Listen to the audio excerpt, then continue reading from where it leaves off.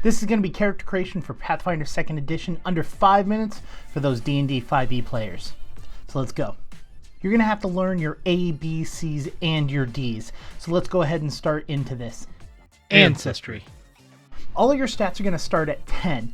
And when you choose your ancestry, you're going to get 2 boosts or possibly 3 boosts and a flaw. Now, what boosts and flaws mean is a boost is a +2 to that stat, and a flaw is a -2 to that stat. So you're going to hear me say boosts and flaws for the rest of this. That's what that means. Now, with that ancestry, you're going to get size, speed, your HP, and any sort of traits that you're going to get, like dark vision or some fluff about the background that probably won't come up in your game, but you get it right here and right now. Next, you're going to choose your heritage under your ancestry. Now, you can choose a heritage that is associated with your ancestry. So if you chose a dwarf, you can do a stone cutting dwarf, right? Or you can make your dwarf a half orc or half elf, or do something cool like add a beastkin in there. No matter what your choice is, you're going to get something cool that's going to add some flavor to your ancestry. Lastly, with the ancestry, you're going to choose an ancestry feat. You're going to choose a feat within your ancestry, or if you chose a half elf, half orc, you're going to have another pool of feats that you can choose from. You're going to choose a feat that says feat 1 next to it. Anything that sounds cool to you. Background. Background is exactly what it sounds like. It's going to be the character's background before they became the adventurer that they are now. Now, this is going to give you 2 boosts. One boost that is a static boost, and the other one is going to give you a choice between 2 different stats that you want. Now, if you dig real deep into the backgrounds, there's going to be some that are a little bit different, but that's the majority of them. It's also going to give you a skill that you're trained in. That is very similar to what proficiency is in Dungeons and Dragons, except for the fact that it scales with your level and it has tiers to it.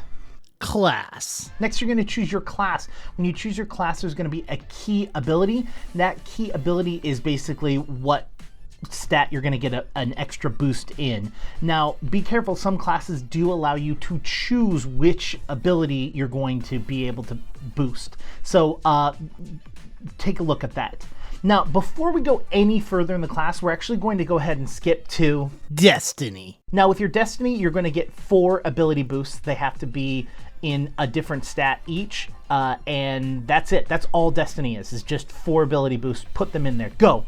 Now that we've done that, we're going to go back to class because those ability boosts are important for the rest of the class. Sal.